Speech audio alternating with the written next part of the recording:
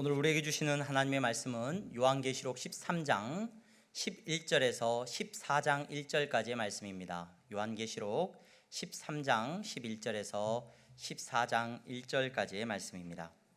제가 말씀을 봉독하겠습니다.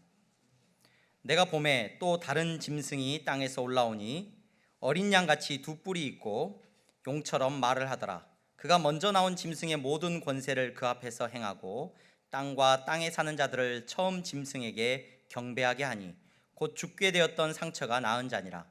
큰 이적을 행하되 심지어 사람들 앞에서 불이 하늘로부터 땅에 내려오게 하고 짐승 앞에서 받은 바 이적을 행함으로 땅에 거하는 자들을 미혹하며 땅에 거하는 자들에게 이르기를 칼에 상하였다가 살아난 짐승을 위하여 우상을 만들라 하더라. 그가 권세를 받아 그 짐승의 우상에게 생기를 주어 그 짐승의 우상으로 말하게 하고 또 짐승의 우상에게 경배하지 아니하는 자는 몇이든지 다 죽이게 하더라. 그가 모든 자 곧 작은 자나 큰 자나 부자나 가난한 자나 자유인이나 종들에게 그 오른손에나 이마에 표를 받게 하고 누구든지 이 표를 가진 자 외에는 매매를 못하게 하니 이 표는 곧 짐승의 이름이나 그 이름의 수라. 지혜가 여기 있으니 총명한 자는 그 짐승의 수를 세어보라. 그것은 사람의 수니 그의 수는 666이니라. 또 내가 보니 보라, 어린 양이 시온산에 섰고 그와 함께 14만 4천이 서 있는데 그들의 이마에는 어린 양의 이름과 그 아버지의 이름을 쓴 것이 있더라. 아멘. 이 시간 샤론 찬양대에서 하나님 앞에 찬양하시겠습니다.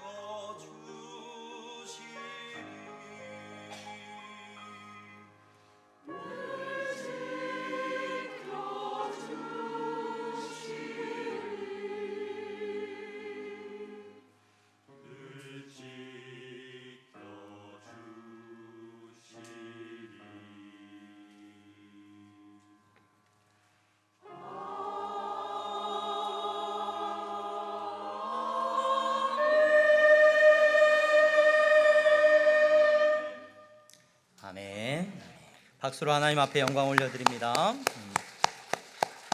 감사합니다.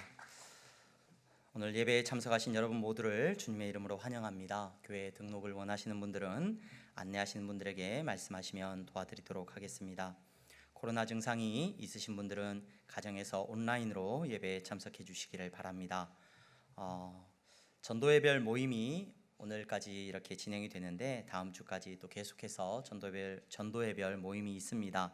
아직 이렇게 연락이 가지 않은 전도회도 있고 연락이 간 전도회도 있는데 이번 주에 광고 부탁한 전도회가 오여전도회에 우리 오여전도회는 만으로 나이가 40 아래에 계시는 여자분들이 대상입니다. 그래서 30대, 20대까지 다 포함이 됩니다. 그래서 예배 마친 후에 유치부실에서 잠시 인사하고 모임을 갖는다고 합니다. 그리고 삼남전도회 식구들이 예배당 밖에 카페 앞에서 잠깐 벤치에서 인사하자고 연락이 왔습니다. 그래서 삼남전도회는 50대 남성분들을 다 포함하고 있습니다. 그래서 만으로 50대 남성분들은 잠깐 인사하고 교제하고 돌아갈 수 있으면 좋겠습니다. 예배당 청소가 매주 토요일 오전 9시에 있습니다. 지금 학습 세례, 입교, 유아 세례 교육 신청을 받고 있습니다. 이번 주 다음 주까지 신청이 가능합니다. 그래서 지난번에 학습을 받으신 분들은 세례를 신청을 준비해 주시면 되고요. 또 입교 대상이거나 우리 자녀들이 또 유아 세례나 어린이 세례 대상이 되시는 분들은 꼭 신청을 해주시고 교육부서에 속해 있는 우리 자녀들은 교육부서에서 이렇게 대신해서 신청해 주시기를 바랍니다. 추수감사절 우리 전교인 성경 암송을 계속해서 진행을 하고 있습니다. 고린도전서 13장의 말씀을 우리가 추수감사절을 맞으면서 하나님 앞에서 암송하고 함께 나누기를 원합니다. 열심으로 우리 참여해 주시기를 바랍니다. 목사님 이거 뭐 의무입니까? 아니면 앞에서 시킵니까? 막 굉장히 질문이 많습니다. 저도 어떻게 해야 될지 고민 중에 있는데 그냥 한 분 시켜서 그냥 예배 시작하면서 한 분 일어나서 좀 해보세요라고 할지 좋으시다고요? 아니면 한 전도회가 할지 우리가 감사하는 마음으로 우리의 삶 가운데서 말씀을 기억하는 은혜가 있기를 바랍니다. 계속해서 암송해 주시기를 바랍니다. 우리 권사님들한테 이야기 들리는데 목사님 3장까지 외웠는데 4장 들어가니까 앞에 딱 3장은 다 잊어먹어지고 또 너무 좋은 시간입니다. 여러분 말씀을 여러분 가까이 할 수 있는 은혜가 있기를 바랍니다. 성탄 칸타타 대원을 모집하고 있습니다. 성탄절에 찬양으로 하나님 앞에 영광을 올려드릴 찬양대원 성탄절에만 이렇게 함께 참여하시면 됩니다. 찬양대원을 모집하고 있습니다. 찬양으로 하나님을 찬양하는 또 예수님을 찬양하는 그런 큰 은혜를 누릴 수 있기를 바랍니다. 제가 어제 저녁에 있는데 아마 토요일 저녁에 이제 연습을 하시는 것 같은데 그 찬양 연습하면서 은혜를 받으시겠다라는 생각을 참 많이 하게 됩니다. 가사를 묵상하고 누구보다도 깊이 예수 그리스도를 묵상하는 은혜들이 있을 줄로 믿습니다. 여러분 적극적으로 참여해 주시길 바랍니다. 성가대나 교육부서나 안내부와 차량부에서 봉사를 원하시는 분들은 지원하셔서 함께 봉사해 주시면 감사하겠습니다. 지난주에 저희 교회 새가족 등록하신 분들 계십니다. 우리 잠깐 일어나시면 함께 축하하고 환영하는 시간 갖겠습니다. 이미 등록은 이전부터 출석하셨는데 소개됐는데 정식으로 이제 우리 황의순 성도님 교회 등록하셨습니다. 네, 잠깐 자리에 일어나 주시고 우리 김진리 성도님 혹시 나오셨나요? 김진리 성도님, 안 나오셨나요? 네, 오늘 못 나오셨고 우리 남지현 성도님 우리 정우하고 함께 교회 등록하셨는데 남지현 성도님 등록하셨고 양옥자 성도님, 어머니 잠깐만 일어나. 양옥자 성도님 안 나오셨나요? 저기 나오셨네요. 우리 권용관 형제님 지지난주에 등록했는데 우리 권용관 형제님은 제가 주보에 올리지를 못해서 인사는 했으니까 안 일어나셔도 되고 오늘 우리 송초지 성도님 그리고 백지원 성도님도 함께 교회 등록하셨습니다. 잠깐 자리에서 일어나시면 우리 환영하고 잠깐 일어나시고 박수로 하나님 앞에 영광 올려드리겠습니다. 감사합니다. 자리에 앉아주시면 감사하겠습니다. 교회가 여러분들에게 기쁨이 되기를 바라고 여러분도 교회에 큰 기쁨이 되는 성도님들이 되시기를 주님의 이름으로 축원합니다. 우리 옆에 분들 보면서 인사 한번 하겠습니다. 잘 나오셨습니다. 잘 나오셨습니다. 잘 나오셨습니다. 감사합니다. 오늘 요한계시록 13장 14장의 말씀을 통하여서 여러분들과 잠시 은혜를 나누고자 합니다. 이 본문의 말씀은 제가 향동교회 부임하고 얼마 되지 않아서 우리 성도들에게 설교를 했던 본문입니다. 교회가 많이 새로워지고 또 많은 분들이 새로 교회 안에서 보여지기 때문에 우리가 교회가 또 붙들고 가야 되는 아주 중요한 내용이 기록되어 있는 본문이라서 여러분들과 한 번 더 깊이 나누고자 합니다. 양치기 소년 이야기를 여러분 잘 아실 거예요. 그렇죠? 거짓말을 했던 양치기 소년에 대한 이야기를 여러분 한 번쯤은 다 들어보셨을 겁니다. 이 양치기 소년이 심심해가지고 자기 양을 지키다가 늑대가 나타났다고 거짓말을 하죠. 마을 사람들이 막 쫓아오는 게 재미있었어요. 그래서 그 모습을 보고 막 웃기도 하고 이제 재밌어했습니다. 그런 농담을 한 2번 하죠. 세 번째 또 양치기가 이제 심심해서 있는데 이번엔 진짜로 늑대가 나타난 거죠.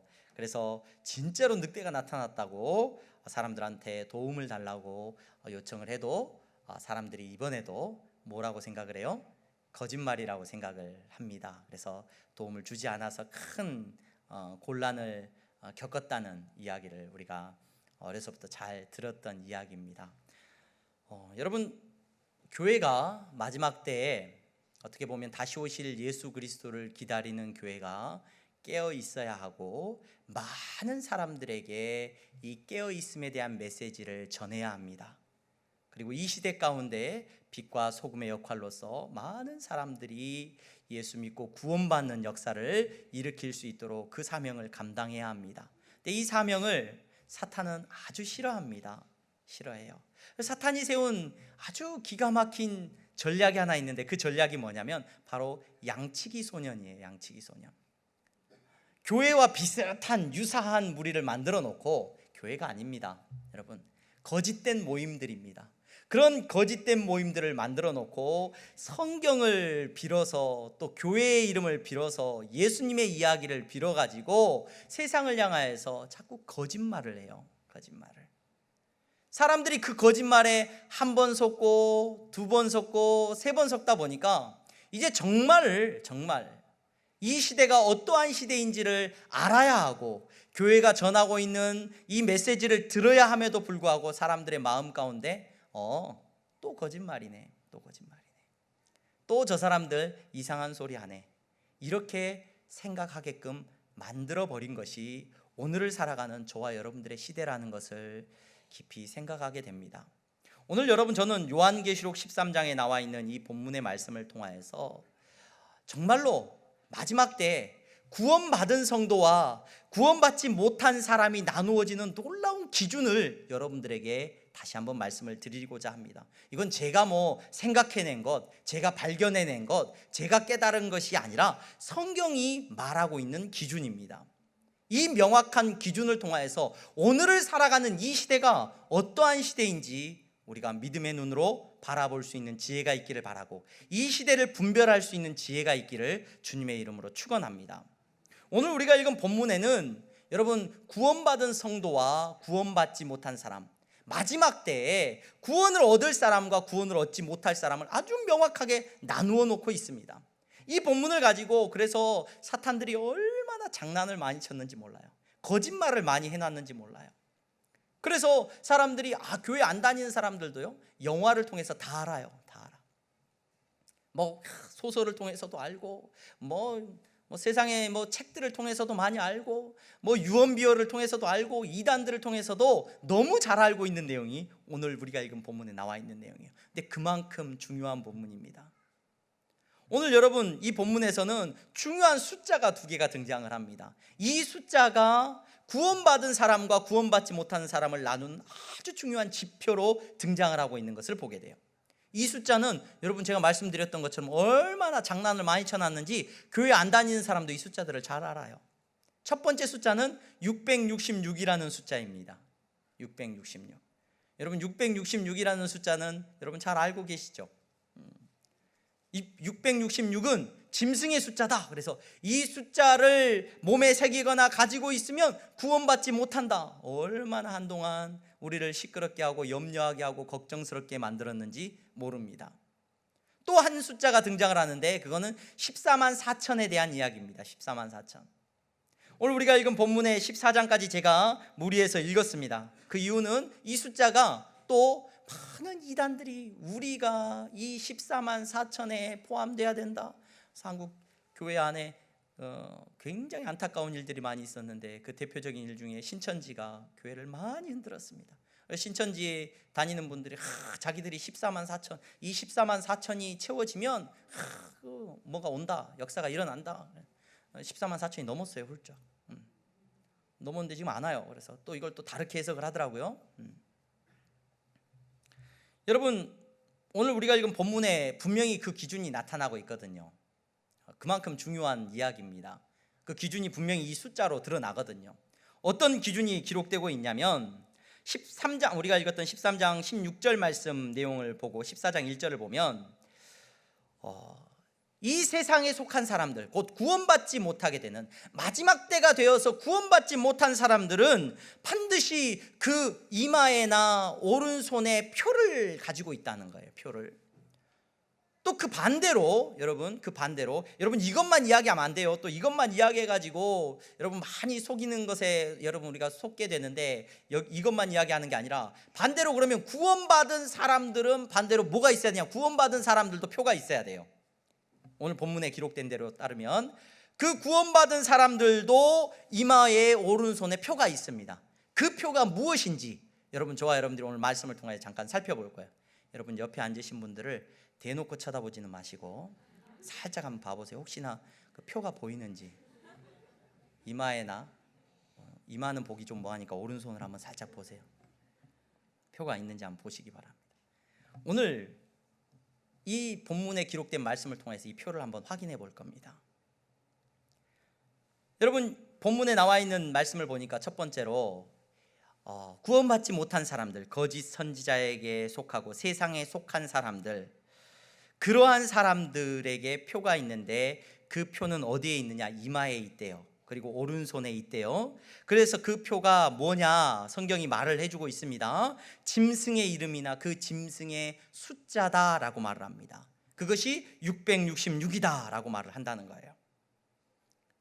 여러분, 오늘 이 말씀이 무엇을 의미하는지 저와 여러분들이 이해하기 위해서는 먼저 이 분위기와 배경을 알아야 돼요. 진짜 머리에다 새기고 오른손에 새겨진 건가? 이게 도대체 뭘 의미하는 건가? 신명기 말씀에 보면은 하나님께서 이스라엘 백성들을 애굽 땅에서 구원하여 내시고 가나안 땅, 이스라엘 땅에 그들을 넣으십니다. 그리고 그 땅에서 하나님 나라를 이루고 살아가도록 말씀하십니다. 그리고 그들에게 주신 아주 중요한 게 있어요. 그게 뭐냐? 바로 율법입니다. 율법. 그 율법을 지키고 살아가도록 하나님께서는 이스라엘 백성들에게 강하게 요구하셨습니다. 그러면서 신명기 6장 6절에서 8절에 보면은 이렇게 명령을 하십니다. 오늘 내가 내게 명하는 이 말씀을 너는 마음에 새기고 내 자녀에게 부지런히 가르치며 집에 앉았을 때든지 길을 갈 때든지 누워있을 때든지 일어날 때든지 이 말씀을 강론할 것이며 너는 또 그것을 내 손목에 메어 기호를 삼으며 내 미간에 붙여 표를 삼고, 이렇게 명령을 하셔요. 이게 무슨 말입니까 여러분? 그 백성들에게 요구하시는, 명령하시는 말씀이 뭐였냐면 내가 너희들에게 명한 이 율법을 너희들은 반드시 지켜야 되는데 무엇보다도 먼저 너희들 마음에 새기고 이것을 더 나아가서 어떻게 새겨라? 너희 손목에다가 메어서 기호를 삼고 내 미간에, 그러니까 눈썹과 눈썹 사이에다가 딱 붙여가지고 표를 삼아라, 이렇게 말씀을 하셨다는 거예요. 지금도 여러분 이스라엘 사람들을 만나면요 이렇게 하고 있는 사람들을 여러분 볼 수가 있어요. 정통파 유대인들이죠. 독실한 그 유대교 신자들은 트필린이라고 하는 함이 있어요. 그 함에 가죽함을 만들어 가지고 아침에 기도할 때나 기도할 때마다 그 함을 가죽끈으로 된 걸 딱 그 안에다 이 신명기 말씀을 적어 가지고 넣어 가지고 그거를 이마에다 딱 묶어요. 이렇게 묶고 그리고 오른손에다가 이렇게 쫙 감아요. 그래가지고 오른손목에 딱 여기에 오도록, 그 함이 딱 오도록 만듭니다. 그렇게 해가지고 탈릿이라고 하는 기도보를 딱 뒤집어 쓰고 기도를 해요. 오늘 이 말씀을 자기들이 지키기 위해서. 그리고 또 이 유대인들의 성인식이 있는데 만 13세가 되면은 이 유대인들의 어린이들이 이제 어른이 되는 의식을 치르거든요. 이때도 이 트필린이라고 하는 삼을 머리에다 붙이고 손목에다 붙이고 딱 이렇게 이 말씀대로 이렇게 그 성인식을 치르는 것을 여러분들이 볼 수가 있습니다. 이 사람들은 굉장히 중요한 거라고 생각을 하는 거예요. 이 말씀대로 해야 된다라고 생각을 하는 거예요. 하나님의 말씀과 하나님의 율법을 이마에 새기고 손목에다 새기라는 거예요. 또 이후에 보면은 집 문 앞에 새기라 그래서 지금 메주자라고 하는 그 은으로 만든 함이 있어요. 그 메주자를 만들어 가지고 거기다 이 말씀을 넣어놓고 나가면서 키스하고 들어오면서 키스를 합니다. 그래서 여러분들 신들러 리스트라는 영화에 보면은 독일 군들이 유대인들의 집을 약탈할 때 가장 먼저 뜯어내는 게 이 메주자예요. 은으로 만들어 놓은 거니까 이걸 막 뜯어내 가지고 갖고 가요. 막 돈이 되니까. 여러분, 유대인들은 이렇게 하나님이 말씀하신 것을 정말로 그대로 문자 그대로 자기들의 이마에다 붙이고 손목에다 메어서 기호를 삼고자 노력하고 있습니다. 그런데 하나님께서 이렇게까지 하라고 말씀하신 이유가 어디 있느냐? 여러분, 그 이유가 무엇입니까? 여러분, 이 말씀의 본질적인 의미는 뭡니까? 그 율법을 정말 이마에다 딱 붙이고, 실제로 율법을 다 붙이지는 못해요. 율법이 얼마나 큰데요? 그걸 어떻게 이마에다 붙입니까? 손목에다 어떻게 메고 다닙니까? 요즘 같으면 이제 뭐 USB에다 담아가지고 놓고 다닐 수 있을지 모르겠습니다만은, 여러분, 이 말의 의미는 뭡니까? 신명기 아까 6장 6절에 정확하게 나와 있죠.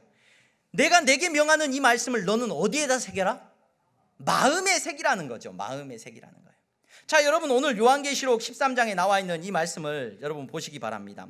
하나님 백성의 징표와 그렇지 않은 사람의 징표가 있는데, 오늘 우리가 읽은 본문에 보니까 이 본문은 요한계시록 13장에 나와 있는 이 본문의 내용을 보게 되면 어떤 내용이냐면요, 이 요한계시록의 말씀은 그 당시 아시아의 교회 7교회들에게 주신 하나님의 예언의 메시지인데, 장차 그들에게 일어날 일을 예언하신 말씀이에요. 근데 그들에게 일어날 환난과 어려움과 박해에 대해서 말을 해주고 있는데, 특별히 우리가 읽은 이 13장의 위치는 어느 위치냐면은, 언젠가 제가 여러분들과 요한계시록을 강의할 수 있는 시간들이 있을 줄로 압니다. 근데 이 요한계시록을 쭉 살펴보면 이제 장차 일어날 일들에 대해서 예언이 되고 있는 교회들에 대한 말씀이 전해지고, 장차 일어날 일들에 대한 예언들의 말씀이 주어져요. 첫 번째 예언이 쭉 진행되는데, 그 첫 번째 예언은 인에 대한 예언이에요. 인에 대한 예언이 뭐냐면, 옛날에는 도장을 찍을 때 우리처럼 이렇게 도장 꽝 찍는 게 아니라 촛농 같은 걸 녹여가지고 편지를 봉인을 하고 거기다 도장을 찍었단 말이에요. 이런 것처럼 7인이 있는데, 그 인을 뗄 때마다 이 세상에 어떤 일이 일어날 건지에 대한 예언의 메시지가 먼저 7가지가 전해져요. 그리고 그 마지막 7째 인을 뗄 때 이어서 무슨 재앙이 또 임하게 되냐면 7촛대의 비유가 전해집니다. 7촛대, 첫 번째 촛불이 꺼질 때 어떤 일이 일어나고, 두 번째 촛불이 꺼질 때 어떤 일이 일어나고, 7가지 촛불에 대한 비유가 쭉 제시가 됩니다. 그리고 7번째 촛불에 대한 예언이 끝이 날 때 맞물려서 뭐가 그 다음에 이어지냐면 잔에 대한 비유가, 첫 번째 잔이 쏟아질 때, 두 번째 잔이 쏟아질 때, 7잔이 쏟아질 때 장차 이 세상에 어떤 일이 일어날 건지에 대한 예언이 일어나고 있어요. 기록되고 있습니다. 근데 오늘 우리가 읽은 이 본문은 어디에 나온 말씀이냐면, 두 번째 예언이었던 촛불에 대한 예언들이 쭉 끝이 나고 일곱 번째 촛불이 꺼졌을 때 이 세상에 일어날 일들에 대한 예언의 말씀 가운데 상징적으로 기록되고 있는 말씀인데, 이 말씀의 의미가 뭐냐? 짐승이 땅에서 나오고 바다에서 나온 짐승과 땅에서 나온 짐승이 있는데, 하나님을 대적하는 적그리스도가 등장을 하고, 더 나아가서 그들을 지지하는 거짓 선지자들이 이 땅 가운데 일어날 것이다. 그리고 그 거짓 선지자들을 따르는 사람들이 표식을 갖고 있는데, 그 이마에나 그 오른손목에 어떤 표식을 갖게 했느냐? 그 짐승의 이름으로 상징되는 666이라는 숫자가 새겨져 있다는 것을 오늘 성경이 말해주고 있습니다. 여러분, 이게 뭘 말하느냐? 666이라는 숫자가 뭘 말하느냐? 이 666이라는 숫자의 상징성에 대해서는 많은 성경학자들이 역사적으로나 연구한 바에 의하면 이렇게들 이야기를 합니다. 그것이 아마도 그 히브리어나 그 당시 언어적인 어떤 그 게마트리아라고 하는 그 셈법이 있는데, 그 게마트리아라고 하는 셈법은 뭐냐면은 언어를 그 문자를 숫자화 시켜요. 우리말로 하자면 기역, 니은, 디귿, 리을 이렇게 있는 것을 기역은 1, 니은은 2, 뭐 디귿은 3 이렇게 숫자화 시켜요. 그래서 히브리어를 쭉 배열을 하다 보니까 이 네로라고 하는 당시의 황제였던 네로라고 하는 황제의 이름을 숫자화 시켜봤더니 딱 666이더라. 그래서 그 시대에 많은 그리스도인들이 적그리스도의 상징으로 네로 황제를 생각하게 되었고, 그 네로를 숭배하고 황제를 숭배하는 그러한 모습들에서 벗어난 사람들에게는 엄청난 재난이 왔고, 그 네로를 숨기고 황제를 숭배하는 사람들에게는 그 재난이 피해갈 수 있었던 것처럼 오늘 그 666이라는 숫자는 네로의 이름을 상징한다, 이렇게 성경학적으로 많이들 해석을 합니다. 굉장히 타당성이 있는 해석이기도 합니다. 근데 여러분, 요즘 제가 아까 양치기 이야기를 했습니다마는 이것이 너무 중요한 이야기다 보니까 많은 사람들이 이걸 가지고 와가지고 거짓말하는 데 많이 써먹어요. 사람들을 겁주고 사람들에게 거짓된 종말론을 이야기하면서 써먹어요. 그래서 제가 어린 시절에 교회 다니면서 어떤 신앙생활 하면서부터 제가 어린 나이에도 제가 많이 들었던 이야기들이 있어요. 이 666은 교황이다, 교황. 이 교황을 상징적으로 풀어보니까 이 666하고 딱 맞더라. 아까 말한 것처럼 그 숫자를 이름을 풀어보니까. 또 조금 지나고 나선 종말론이 등장하면서 이제 사람들이 뭐라고 이야기를 하기 시작했냐면 바코드다, 바코드. 바코드. 컴퓨터가 어떤 물건이나 어떤 것들을 사물을 인식할 때 쓰는 바코드다, 바코드.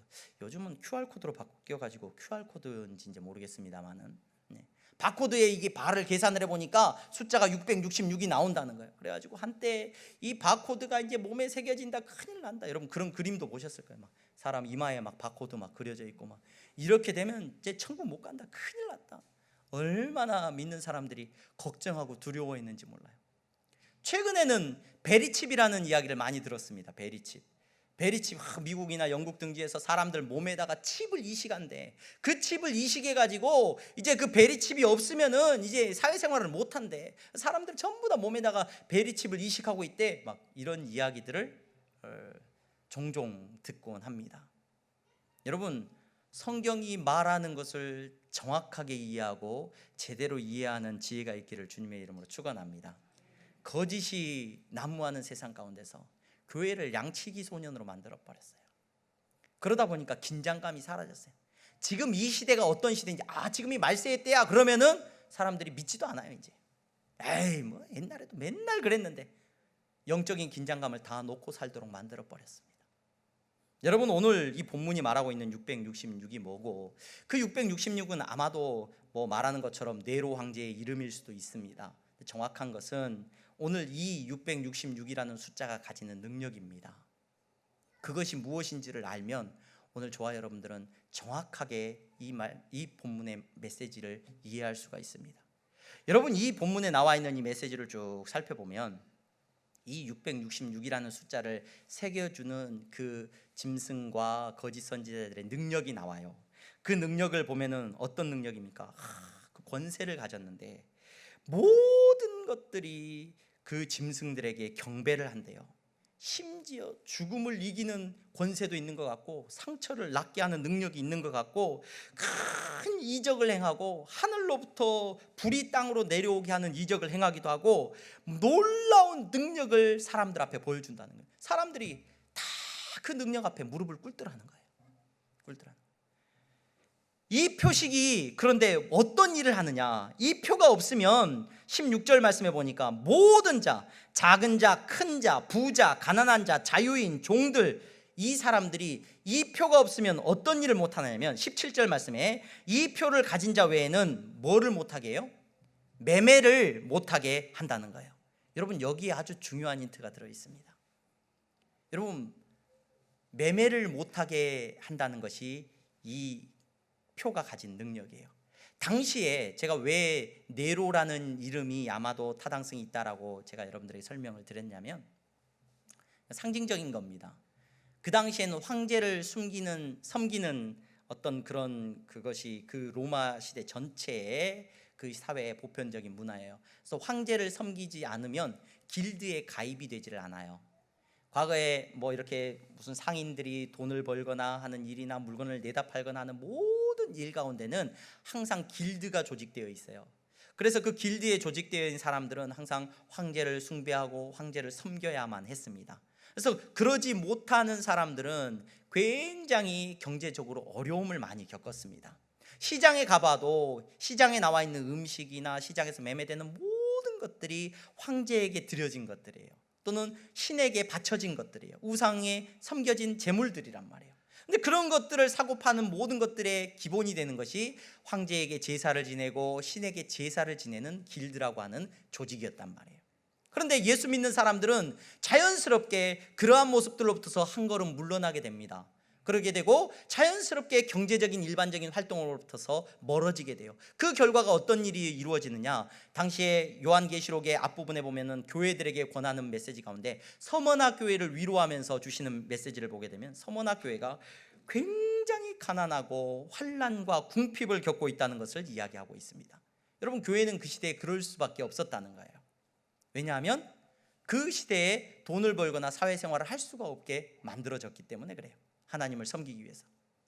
여러분 이 메시지를 우리가 이해하고 오늘 우리가 본문을 다시 한번 보게 된다면, 여러분, 마지막 때에 하나님을 섬기지 않고 거짓 선지자를 섬기게 되고 세상을 섬기는 사람들의 특징은 뭐냐? 이마에나 오른손에 표가 있다는 거예요. 그 표가 뭐냐? 666이라는 숫자인데 그 숫자가 하는 일이 뭐냐? 여러분, 매매하게 하는 일이에요. 물건을 사고 파는 일이에요. 여러분이 세상 가운데서 나가서 물건을 사고 팔려면 뭐가 필요합니까? 뭐가 있어야 됩니까? 돈이 있어야 돼요. 돈이.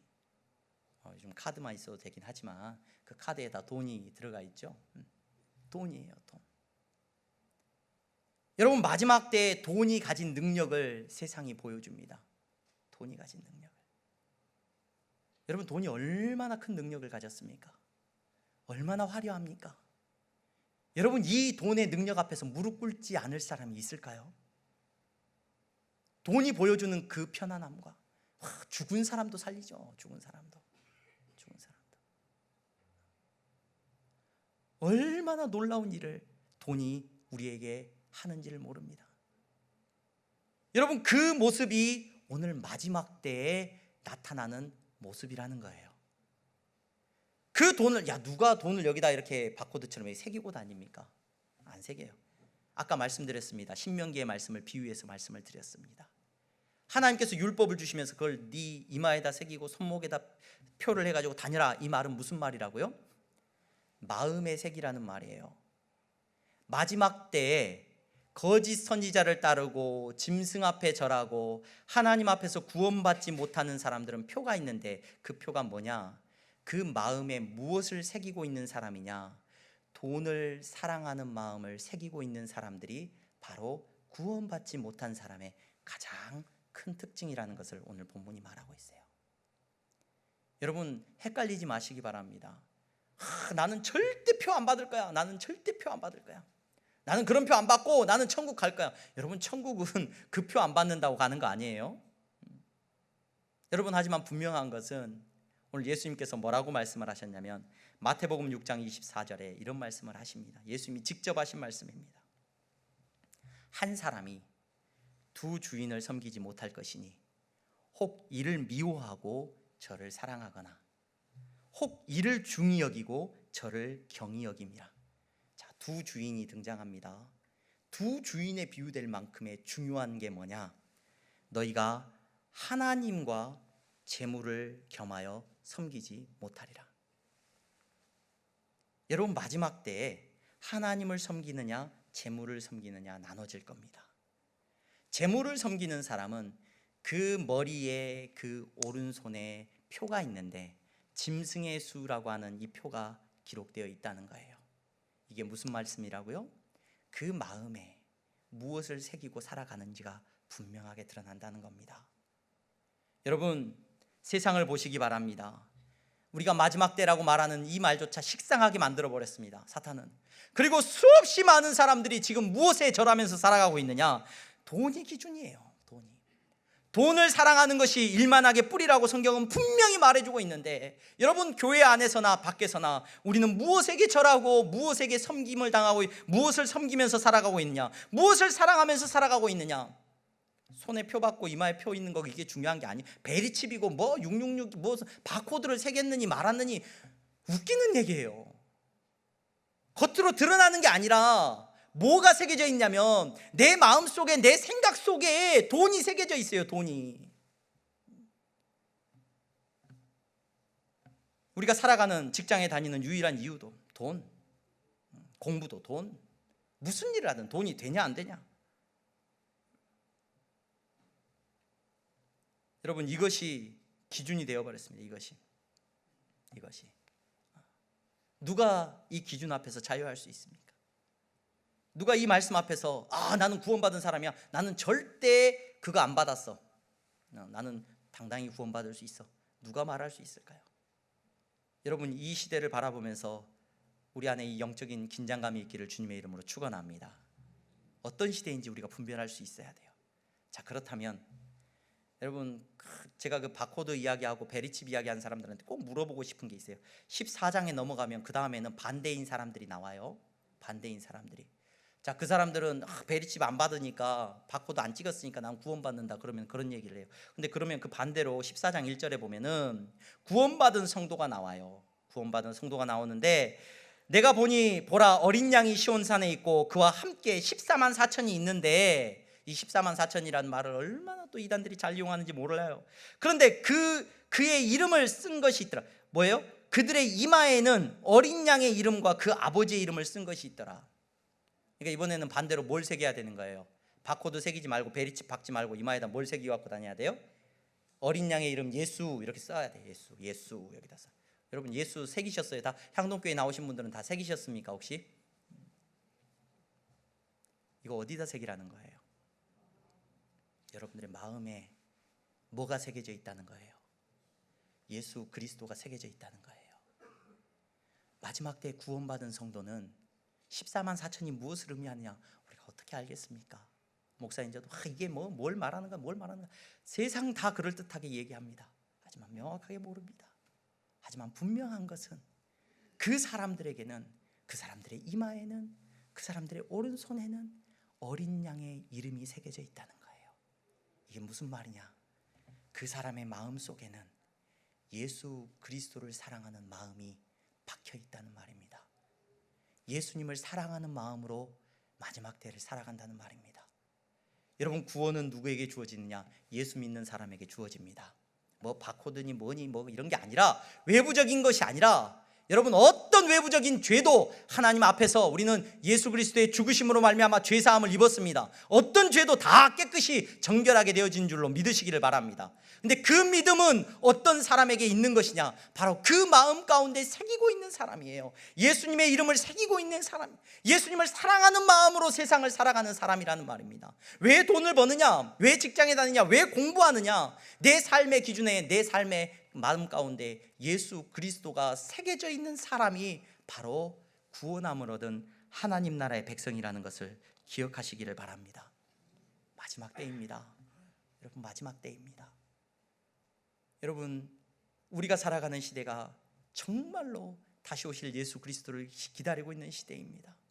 아니 그것 아니고라도 여러분 우리에게 주어진 시간도 얼마 길지 않아요. 우리에게 얼마 남지 않았습니다. 우리에게 주어진 얼마 남지 않은 시간 가운데 우리가 무엇을 마음에다 새기고 살아가고 있는지 살펴볼 수 있는 지혜가 있기를 주님의 이름으로 축원합니다. 예수님을 사랑하는 마음으로. 그래서 우리 향동교회 공동체는 그 이마에 새겨져 있어야 돼요. 예수님 사랑해요 하고. 그 손목에 새겨져 있어야 됩니다. 예수님 사랑해요 하고.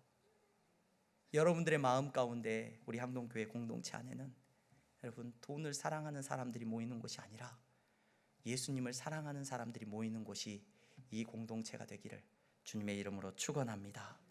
하나님께서 그 사랑하신 자녀들에게 은혜를 베푸시고 마지막 때에 모든 환난 가운데서 지키시고 보호하시는 은혜를 베풀어 주실 줄로 믿습니다.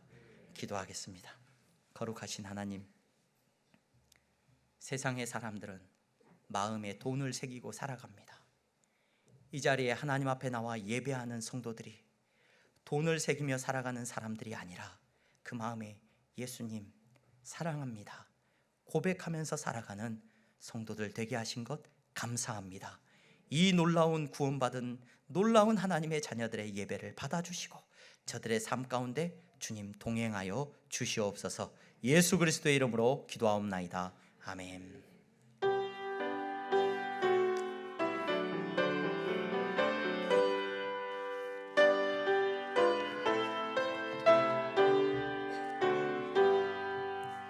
나의 생명 드리니 주여 받아주셔서 세상 살아갈 동안 찬송하게 하소서. 나의 보화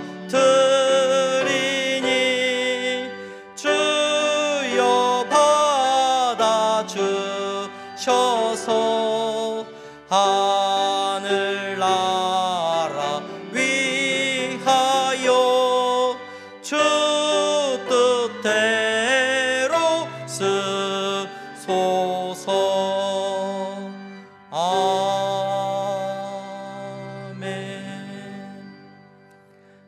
하나님 감사합니다. 사랑하는 성도들이 이 시간 하나님 앞에 온 마음 다하여 예배드리며 정해진 시간에 정해진 예물을 하나님 앞에 드립니다.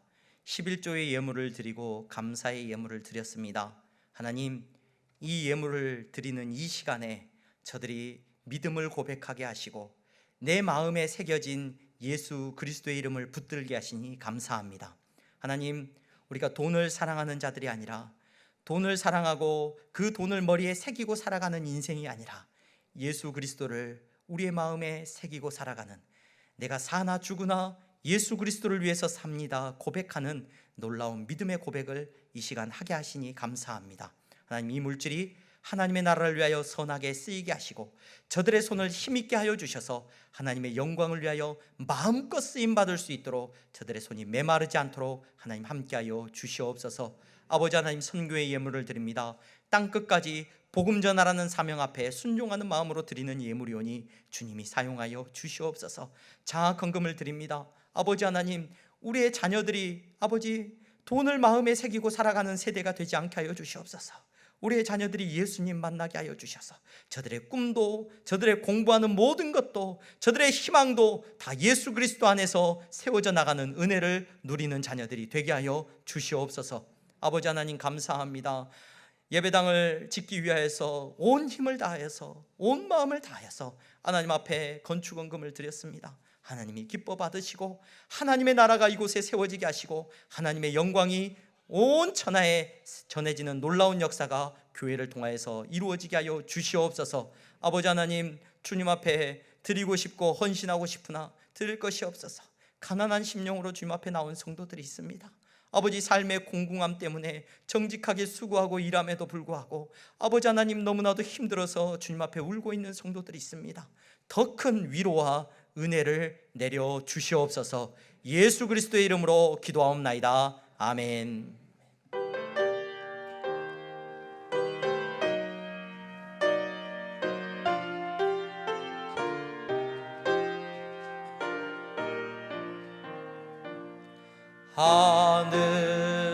하늘에 계신 아버지, 이름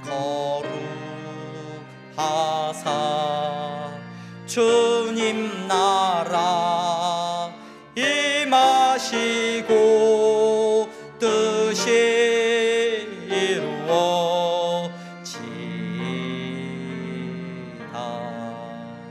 일용할 양식 주시고 우리들의 큰 죄 다 용서하옵시고 또 시험에 들게 마시고 악에서 구원하소서. 대개 주의 나라, 주의 권세, 주의 영광 영원히.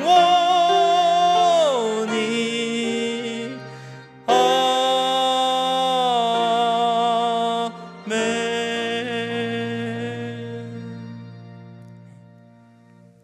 주 예수 그리스도의 은혜와 하나님 아버지의 사랑하심과 성령의 교통 충만하심이 마음에 예수님을 사랑하는 마음을 새기고 정말로 이 땅 가운데서 예수 그리스도를 붙들고 살아가는 귀한 성도들의 머리 위에 이제부터 영원토록 함께 있을지어다. 아멘.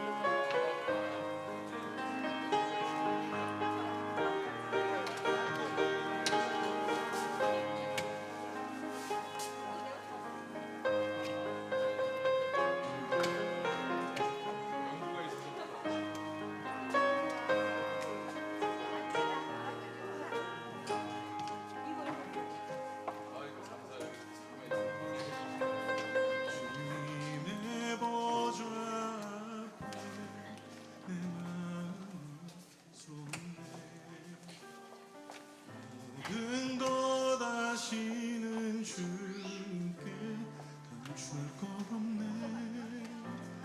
내 마음과 정성 다해 주 바라나이다.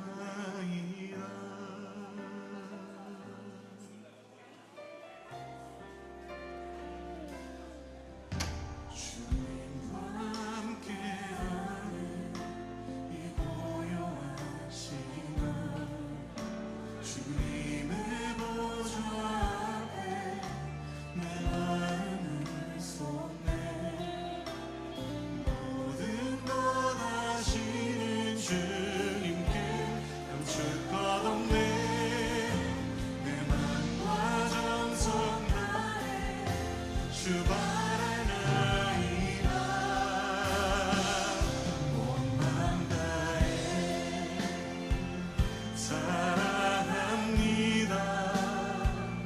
온 맘 다해 주 알기 원하네. 내 모든 삶 당신 것이니 주만 섬기리. 온 맘 다해. 우리 다시 한번 이 찬양 고백할 때 우리의 삶에 주님 일하시기 위하여 우리가 갖고 있는 것들을 내려놓고